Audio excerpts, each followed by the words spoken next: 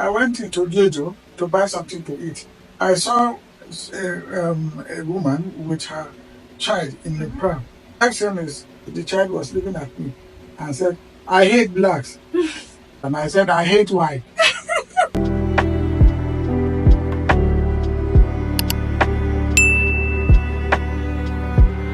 My guest for today is my honorable Grandad. Please introduce yourself. My name is Abiobi. Mm-hmm. And who are they? Mm-hmm. Yeah. Okay. Yeah. Based in London. Yes. Okay. I've been here for quite a long time now. Okay. It's going to be actually 6 years that I've been here. Mm-hmm. So far, so good. Things are not so bad. All right. They are not too good, not too good, not too bad. All right. Yes. All right. All right. Well, do you know why you're here today? Of course, yes. Why are you here today? Yeah, just for interview. Just nothing apart from that. Okay. Okay, so today we're going to be talking about life generally, right? Yeah. So the first question I'm going to be asking you is, how would you say your experience has been moving from being a Nigerian immigrant in the UK? I mean, my experience here Yes. so far. What it has been like generally. Yeah, well, but at least, like I said, it's been a long time that I've been here now. Mm-hmm. And when I was living in Africa, things were not good. Yeah, because things has never been that good. You know, I will just, based on my own experience, a lot of people, even as it is now, some people are still enjoying, and they are saying Nigeria is good. So you can't just you can't just generalize everything and say things have never been good in Africa. You know, with me, with what I went through before coming here, things were not good. Yes, and the difference between here and there is there to me. Yeah. So what would you say the biggest change for you was coming here? That you knew that, oh, I've left Nigeria and that's no longer my life. Like, when did you realize that, oh, I'm finally doing better? Because, coming from Nigeria, it's hard to celebrate yourself, if you know what I mean. To celebrate yourself and say, oh, I've actually achieved something for myself. So, what was the point where you realized that, oh, I'm actually starting to do very well compared to when I was in Nigeria? Oh yeah, from the very day I got into this country, and that is from the very day I landed in London, things changed. Like things is still being changed. So things have been so different. What would you say were the things that were like evidently different? I was being looked after by people. I didn't have any job. I didn't have anything doing. Things were bad. At a point, I was just sitting down at home all the time. So, getting here, at least there was hope. I could get a job. And, even without papers, I was still, hustling, and money was coming. So, it was a sign that things were different compared to Nigeria for me. Well, what would you say was like a very huge culture shock for you? Like, when you got here, you knew that, oh, like, this is not home. You get what I'm saying? This is not home. This is not Nigeria. Like, I'm alienated here. Yes. Okay. When I got here, obviously with the environment and with the environment, with the change of environment, I obviously know that this is not my place. But I know that what I come to do here is to make a little money to go and establish. My aim was to go back home and establish myself and see what I can do for myself. Because then it wasn't even easy, because the way we came in, it wasn't easy for us to be able to have, to be stable, like have the papers and everything. So our hope, most of us, or for me, I'm talking for all myself, my aim was make whatever I can make, save, and then go back home and establish. So the racism aspect of it depends on how you expose yourself to. Because I'll give this to myself. I'm a very easygoing person. So the more, if you were the type that's looking for trouble, definitely you'll be experiencing more racism than when you are just quiet and you are just doing your own business and facing your own life. Yes. So obviously, like, being in a situation where like there's no lot of jobs for like black people, what was the job market like back then? Yeah, then it was okay though, because the kind of jobs we do, which is the most, is odd jobs. Odd jobs has always been available to us.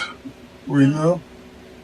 I started with the care job. I did that for about 6 months, and then after that, thereafter, I went into security job, and that security job was, I found that easier and better than when I was in the care job.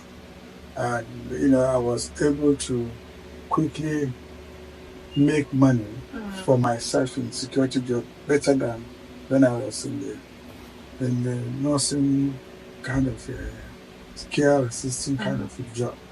So, and there were jobs all over the place. There were good jobs there. Even in security, you don't even struggle. They don't stress you much for paper. Easy to get job, and then. So how would you compare the job market then to what it currently is now?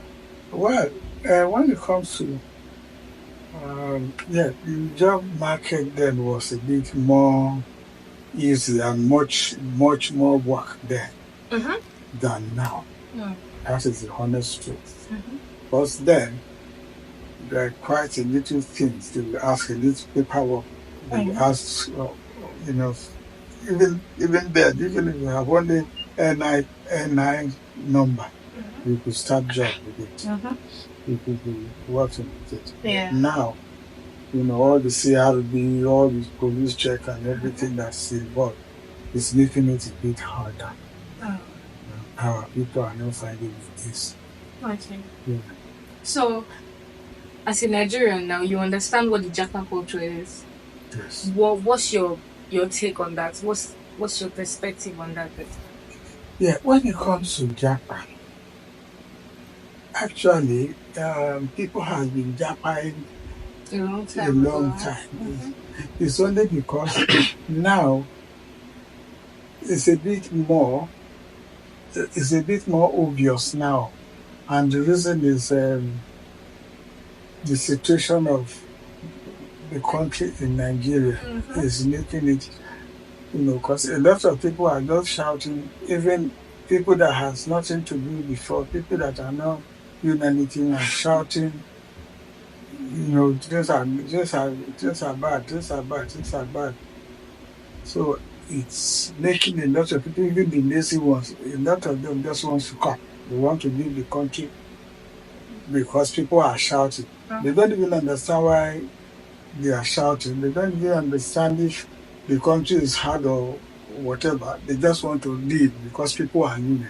It's not everybody that is things are that hard for that want to leave, because the way they do party is even more hard. It's even more now than the way they used to do party in Nigeria before. And to do party is money. Yeah, if you look at Japa, the way they do, it's getting more bigger and bigger. Yeah. If there is no money, How will that be happening? Okay, look at is it Black Christmas they call it, or the Christmas they did, I don't know. Dirty December. Dirty December. Look at Dirty December. Look at the way. Look at what the money Lagos they said they made out of that. If there is no money, how will they make that such money? Well, so there is, things are not that horrible as they are portraying it. A lot of people will be running and they don't even know what is, pursuing them. So that is how I see it. But is it recommend, I would say, but would you advise anybody to like move in the Japa train? Would you advise anybody in Nigeria currently to move? To leave Especially Nigeria? If you're a young person, trying to start up life, and you know that that's quite difficult for you in Nigeria if you're just starting up something and you need like balance, some sort of balance for you to be able to build for the future. Would you recommend or advise anybody in that age range to Japa? I will not advise. The reason I will not advise is, as people are Japaing now, opportunity will start springing up back home. And the people that Japa, the number, if 100 Japa, for you to see out of 100, maybe only 3 or 4 will go back. So then the skill that is these people to handle, the jobs that needs people to handle in Nigeria will be more there, because the people that are supposed to do it are now here. They are, they are all Japaing and coming and leaving the thing. But if the government gets it right, I don't want to go into politics. If our system get balanced, the people that are there, they will have more better future than the people that come here. Because here you will always be second citizen. The minority group. Yes, you will always be second citizen. So, but there you will always be, first citizen there. So you will be able to spread your tentacles there better than here, because that is your hope. You'll be able to spread your tentacles. There's nobody that is here. If you are going home, the moment you land in Nigeria, there's a kind of a relief, a natural relief that you have, that this is where you're meant to be. This is your place. So that is how I see it. Well, another question I think I've been looking to ask you is, how has being here affected your mental health, like compared to like back then? When I first came in, and this happened to quite a lot of people, you leave school. It's easy for you to get depressed when you just come in, because the style and the life we live in Nigeria is complete opposite of what we live here. So when I first came in, at a point, I will be crying, and there's nothing that happened to me. Nothing was wrong. I will just be missing everything. I will just feel that my heart will be heavy, and I'll start, crying, until when I got used to it. And when I got used to it, I got used to going to work, and I was seriously engaged. I was engaged all through. So you will not, I didn't now have, I didn't have that. The leisure to I have something that kept me busy, so I wouldn't have anything to regret that. Why am I here? Why am I not there? But all I know is, at a point, I'm just working towards, at the end of the day, Going home back is home. home. Do you feel like the routine culture here affects how life turns out? You know how Nigerians are pro enjoyment. You know, Nigerians love to party, they love to travel, experience maybe. They're just very happy, intriguing people. Do you think the routine culture really affects people that you get to a point where you realize that I missed a whole lot of my primitive years where I'm supposed to, enjoy my 20s, my 30s? In my 20s and 30s, I was in Nigeria. Okay. So, right, the only thing is, well,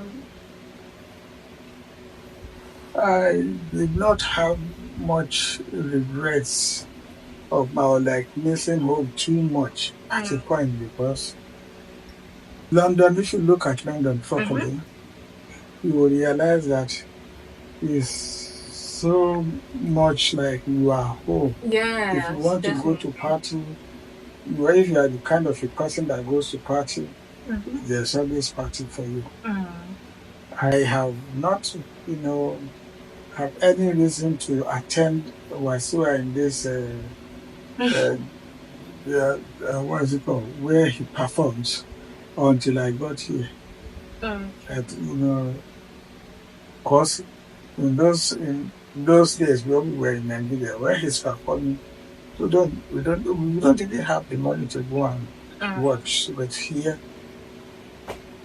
it's easy. It doesn't matter how much you want to do, how much you call it, you have the money to go and have it. So all these things, all these performing people, all of them, they used to come here. So here was basically an opportunity for you. Yes, to enjoy, was easy for me to get closer and enjoy myself. If you come to life, enjoying life. And socializing also. Yes, and socializing. Yeah. Yes. So it was easier for you to socialize. Well, based on your personality, though, it would obviously be quite easy for you because you're very friendly and easygoing. Yes. Well, that's why I asked you, do you think it's advisable for a young person in Nigeria to move, not even necessarily the UK, but to migrate? Well, and I said, that young people, if you have your qualifications and you have your, you are not just someone that is that's an illiterate in Nigeria. If you have your business, it's better for you to stay at home. Continue to browse. That is, browse for jobs. It doesn't matter how little. A lot of people are still creating, because jobs, the way we look at it, it's not until maybe government employs you, or you can create employment for yourself and even be employing people. But if you're looking at that, if you are really focusing on that area, you won't have much problem. It's better to stay at home, and slowly, you get there. And by the time you get to the top, there's a possibility for you to still on top and still continue to grow. Like here, you can have, you can establish something and become a director. Tomorrow, you become a security officer. It's possible. I have lots of people that have their own business, and when it goes down, they come to I employ them. When they come to our company, because I'm the operations manager, I give them employment. I do see them. So, but all in all, my advice for people that are that high is to stay. Keep calm. Look at the wave. Focus. Be consistent. Continue to fight with the situation. At the end of the day, at the end of the tunnel, definitely you'll see light. I know that for sure. Thank you very much for that, because it's bringing me to my next question. That, do you think it's better. You know how 9 to 5 drains you? You're working constantly for a particular company, earning probably the same amount of money for a very long time. And when it's time for you to retire, there isn't so much of a change. Do you advise setting up something for yourself or doing a 9 to 5? And what was the decision you made for yourself, like right from time? Okay, like it is advisable for someone if you are working here, it doesn't matter where, here or in Africa, to have a private pension aside from your state pension or your company's pension, so that at the end of the day, if state pension gives you, you still have extra from. So, and when you have these two, it doesn't matter here or there, it doesn't matter where it is, you will still be able to survive at your old age. So what's your own retirement plan? And at what point do you feel like I'm ready to finally retire? I'm done. Yes, if, God forbid, if anything happens to me tomorrow, I am retired. I will, and I will not beg to eat. If it is to eat, I will not beg to eat. Yes. I will continue to work in as much as I'm still strong. Because if I say I want to work, because people that just pension prematurely, at the end of the day, you stay at work within a week, you get tired.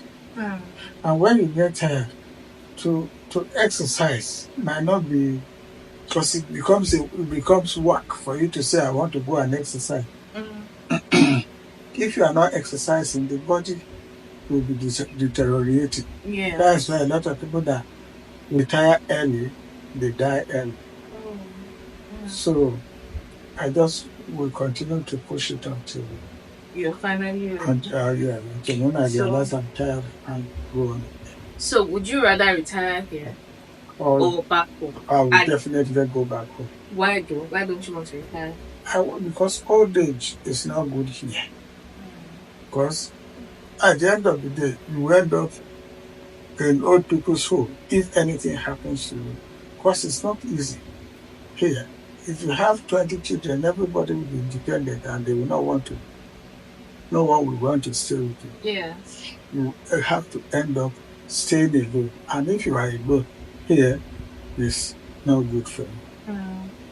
So that's why you see people like at their old age, you see them at sales booths, doing shopping by themselves, coming home with it, use the bus, get to the bus stop, you see them sitting down at the bus stop resting.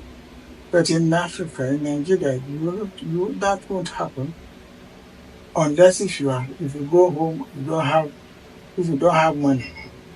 If you don't have money back home, you may not see anyone. But if you have money, people will always come. And the money you will be using for yourself here, half of it will look after you and look after a lot of people around you. So it's better to be there. But I have seen people that are there from here and they are doing very well. They are looking okay. So what's your advice for people that are already here, or not even just here generally, like in other parts of the world? What's your advice for Nigerians that are abroad or Western world? Yes. At their retirement, for their retirement, yeah? Yes. Because a lot of people will say, no, I don't want to have a place in Nigeria. What am I going back to do there? You might say, when you are still strong, you will always say, what am I going to do there? But when the time comes, maybe when you find yourself in old people's home, and you realize the attitude the whites are giving to you, because you are not there. It doesn't matter how much Cockney you can speak, you are not there. So the attitude they are giving you will make you to start crying in your room then. Like, oh, I would have been better to be at home than here. For that time, you have to continue to work towards it. Now, you just have to continue to work towards that. You never think of it until when it hits you. You will never think of it. You always say, no, what am I doing there? What am I doing there? Have people that are,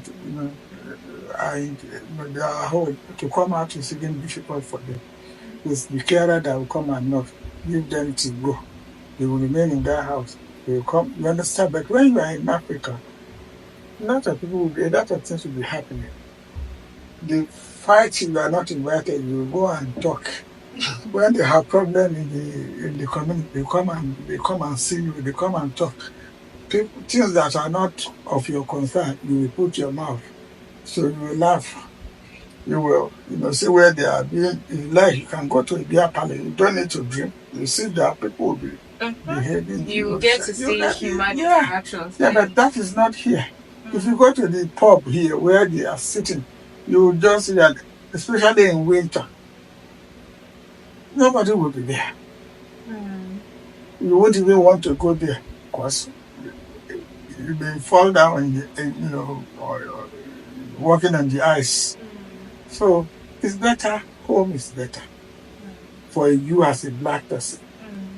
Home is better.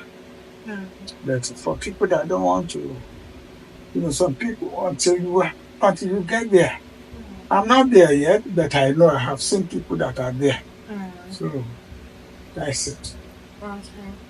So you can finish. You can drink your juice. Yeah, of course. Yes, thank you very much. Okay. Very nice. Thank you. You'll not clap for us. Anyways, another question I think I have for you is that when you're here, what are the things that you do to spark joy? Generally. Because it's very, I can't even lie, it's very depressing here. When you get to speak to a lot of people, the depression rate is higher for immigrants, Nigerians, or Africans generally. Yeah, because the system here, if you are not used to it, you find it easily. It will be easy for you to get depressed. But the moment you get used to it, you know what you are doing. You know where to make yourself happy. You know where to go if you want to go out. And you are still able, your body is still able. Okay. Like this weekend now, I have to turn a lot of things down. And we just have to turn a lot of things down. Because I have a lot of things. I have a lot of places I've been invited to come and enjoy myself. That is here. The only thing, when you are not working, there is something for you to enjoy over. Opposite our house here, there is a nice place, a Nigerian restaurant, whereby when you get there, you talk. You talk, you eat, you discuss politics, Nigerian politics, you understand. So those are the things that's keeping us thinking, those are the things that will not make us to get depressed again. But if you if at the moment you are getting old and you cannot go out, anymore, like I said, it is depressing. But if it's in Nigeria, okay, like I'm on vitamin D now, and the doctor said it's because there's no sunshine for me. If I were to be in Nigeria, he said if it's in Africa, I will not need to be on vitamin D. So that's a major change. In Nigeria, I will be more stronger. Definitely. Than here. And you'll be eating healthy. Yes. I'll be eating organic food in Nigeria. I can, if I like, I can plant my corn myself, and I will not need to put a fertilizer to grow my corn. And yes, I can grow my own yam. I will not need to fertilizer to grow it. I can grow it in my back garden. I can, get it with the 1 hectare of land and fence it around and be doing my farming there and be eating organic, pure organic. If you eat pineapple here, it's like you are eating bread. Isn't it? So if you eat mango here, you know how it is. So definitely home is better. Mm. But let us be sincere. It's easy here for us to gather little money. Mm. Um, it's easy to get money in Nigeria, but the people that are, if you start working in Nigeria now, your own expenses, your own bills will not be as much as the people around you that want to take from you. Mm. Here, you can decide not to answer your phone.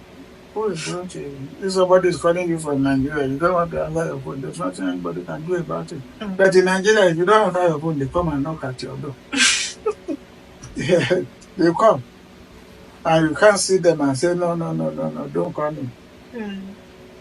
Because you always be thinking, if the ball turns, if it turns around, if you find yourself in their situation, who is going to, you understand? So by here, you don't have that mind to say, okay, oh, uh, in case it's me. Mm. You understand? So just better to be But to be back home yeah. You know, at your old age. not until recently did most of the people that were born here, most of the blacks or people that had kids here that grew up here before now, we knew how they used to shame being black. Like even kids in school, they didn't want to be black. Yeah.